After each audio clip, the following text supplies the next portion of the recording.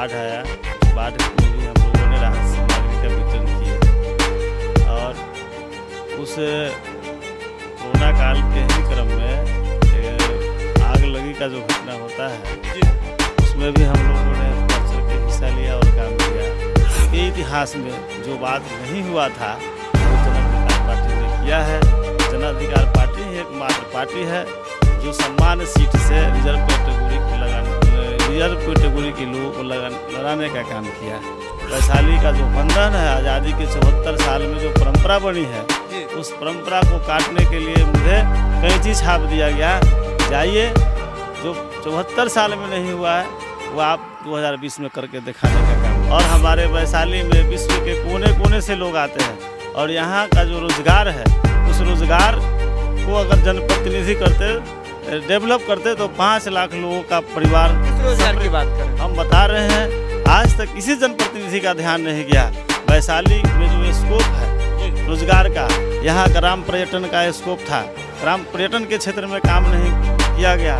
यहाँ कृषि पर्यटन के क्षेत्र में काम होना था, कृषि पर्यटन के क्षेत्र में काम नहीं हुआ। मनोरंजन पर्यटन के क्षेत्र में काम नहीं हुआ, अध्यात्म पर्यटन के क्षेत्र में काम नहीं हुआ और स्वास्थ्य पर्यटन के क्षेत्र में काम नहीं हुआ। ये 5 महत्वपूर्ण चीज़ था। इसमें 5 लाख परिवार समृद्ध होता है और हमारे वैशाली के लोग दूसरे जगह जा कर के पैसा को डोनेट करने का काम करते, दान करने का काम करते। जो हमने घोषणा किया है कि हमको अगर चुनाव विधानसभा में हम लीड करते हैं, जीतते हैं, तो हमको जो पैसा मिलेगा हम अपने छात्र और छात्राओं के लिए वो पैसा को डोनेट कर देंगे। हमारे विधानसभा का कोई भी बच्चा एडमिशन फॉर्म और रजिस्ट्रेशन पैसा के अभाव में बाधित नहीं होगा। युवाओं से कहना चाहते हैं कि मुझे अगर यहाँ का दायित्व मिलता है जनप्रतिनिधि होने का तो मुझे बिहार सरकार और भारत सरकार की पैसा की जरूरत नहीं होगा। हम दूसरे देश से संपर्क स्थापित करके यहाँ का डेवलपमेंट का काम कर सकते हैं।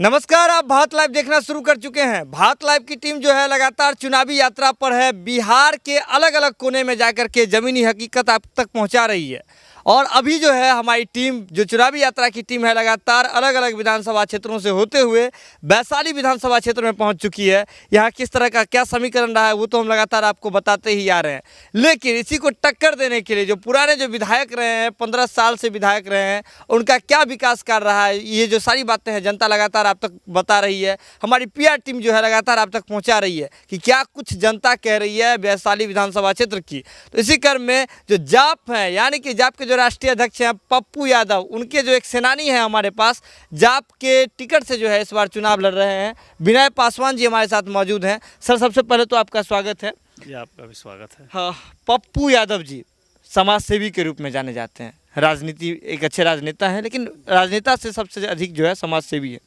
आपके क्षेत्र में बाढ़ आया, कोरोना का काल आया, पप्पू यादव जी हर जगह दिखे। आप उनके सेनानी हैं। आप अपनी बात बताइए, अपने विधानसभा क्षेत्र में आप जनता के बीच कितने दिन दिखे?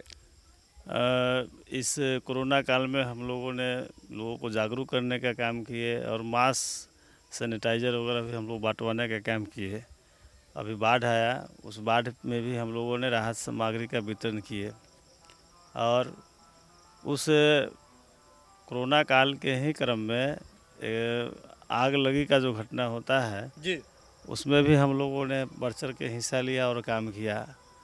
ये हमारे जो नेता है, जो प्रमुख हैं, हम माननीय पप्पू यादव जी के जितने भी कार्यकर्ता हैं, टीम के लीडर हैं, वो सारे लोग डिवोटी है समाज सेवा के लिए।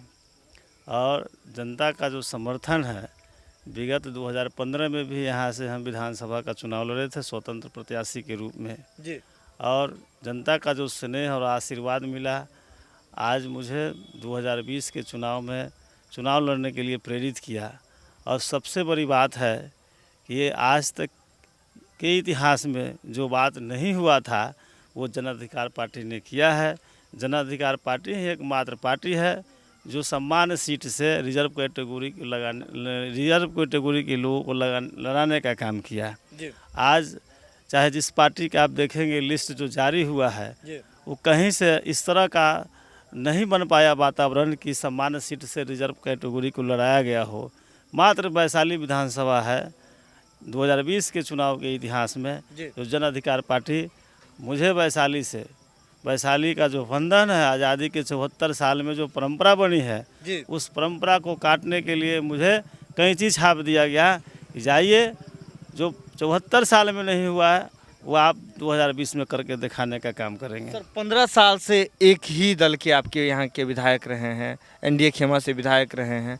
आप बताइए 15 साल में आपकी नज़र में जो विकास होना चाहिए था, एज आप हमको जनता बताइए। हम मानते हैं कि आप वैशाली विधानसभा क्षेत्र के अभी कैंडिडेट हैं, लेकिन एज ए जनता बताइए कि आपके क्षेत्र का विकास हुआ? वैशाली के साथ आज तक सिर्फ धोखा ही हुआ। जब हमारा बिहार का बंटवारा हुआ तो मेरे पास खनिज संपदा नहीं आया, मेरे पास कृषि आया और भूभाग आया, ज़मीन आया। और वैशाली जिस धरती से हम लोग संबंध रखते हैं, यह अपने आप में ऐतिहासिक जगह है और हमारे वैशाली में विश्व के कोने कोने से लोग आते हैं।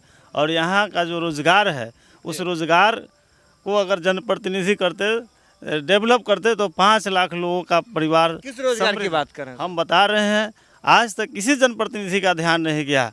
वैशाली में जो स्कोप है रोजगार का, यहाँ ग्राम पर्यटन का स्कोप था, ग्राम पर्यटन के क्षेत्र में काम नहीं किया गया। यहाँ कृषि पर्यटन के क्षेत्र में काम होना था, कृषि पर्यटन के क्षेत्र में काम नहीं हुआ। मनोरंजन पर्यटन के क्षेत्र में काम नहीं हुआ, अध्यात्म पर्यटन के क्षेत्र में काम नहीं हुआ और स्वास्थ्य पर्यटन के क्षेत्र में काम नहीं हुआ। ये 5 महत्वपूर्ण चीज़ था। इसमें 5 लाख परिवार समृद्ध होता है और हमारे वैशाली के लोग दूसरे जगह जा कर के पैसा को डोनेट करने का काम करते, दान करने का काम करते।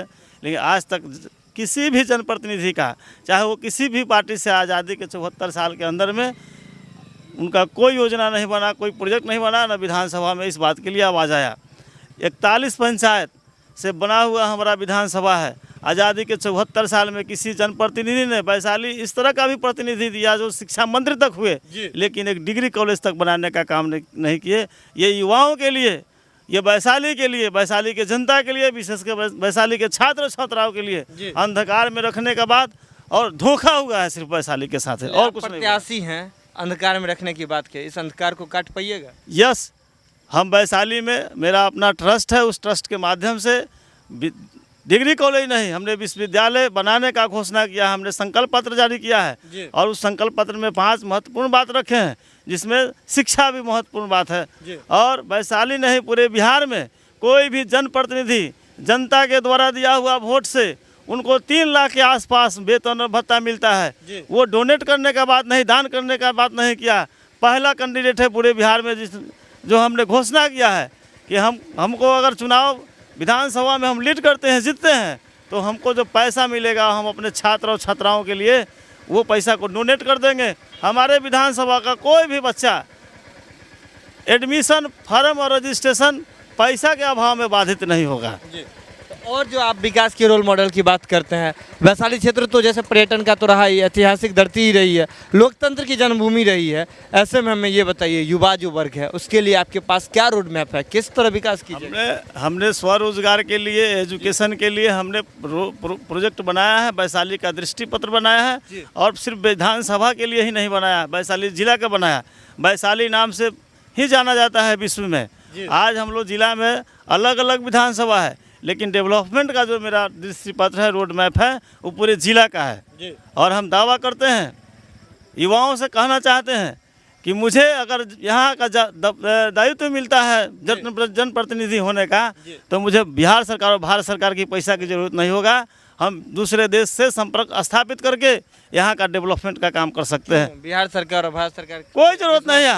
हमको पता है, हमारे यहाँ का जो रोड बना हुआ है राजगीर से वैशाली, वो जापान सरकार के पैसा से बना हुआ है। यहाँ तो उस तरह का कोई कॉरिडोर करने वाला जनप्रतिनिधि बना ही नहीं। नहीं तो पैसा का स्कोप नहीं था। पैसा तो यहाँ पर अरबों खरबों रुपया लगा करके होटल बनाया जा रहा है, हम लोगों के पहुँच के बाहर का है। जो हम लोगों के पहुँच का जो रोजगार था, आज तक जनप्रतिनिधि का ध्यान नहीं गया। अगर ग्राम पर्यटन का स्कोप क्रिएट किया गया होता, डेवलप किया गया होता, तो हमारे गांव के लोग समृद्ध होते हैं। यानी कि बाहर के लोग आकर के यहाँ स्कोप देख रहे हैं, जो सरकार है, जो जनप्रतिनिधि है, करोड़ों रुपया लोग लगा रहे हैं, लेकिन हमारे यहाँ के लोगों के लिए कोई स्कोप नहीं बनाया गया।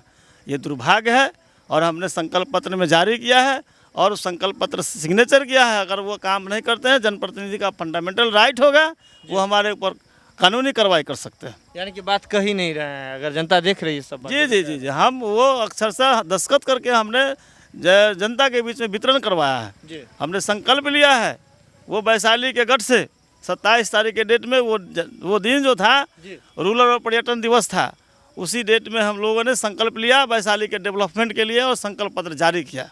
चलिए, सब कुछ जो पूरा जो मसला है विकास पे ही अटका हुआ है। वैशाली विधानसभा क्षेत्र में लगातार हम भ्रमण कर रहे हैं, लोगों से लगातार जो है क्या यहाँ का जो मौजूदा स्थिति है उसके बारे में बातचीत कर रहे हैं। सभी क्या कुछ कह रहे हैं, जनता क्या कुछ कह रही है वैशाली विधानसभा क्षेत्र की, लगातार आप तक पहुँचा रहे हैं। लेकिन इनके हाथ में जो है कैंची लगी हुई है, विकास का जो एक धुंध लगा हुआ है उसे काटने का ये काम करेंगे, ऐसा जो है भारत लाइव की टीम को विश्वास दिला रहे हैं, साथ ही साथ वैशाली की जनता को भी जो है विश्वास दिला रहे हैं। तो खबरों का सिलसिला लगातार भारत लाइव पे जारी रहता है। बिना मिलावट की खबर के लिए आप लगातार देखते रहिए भारत लाइव।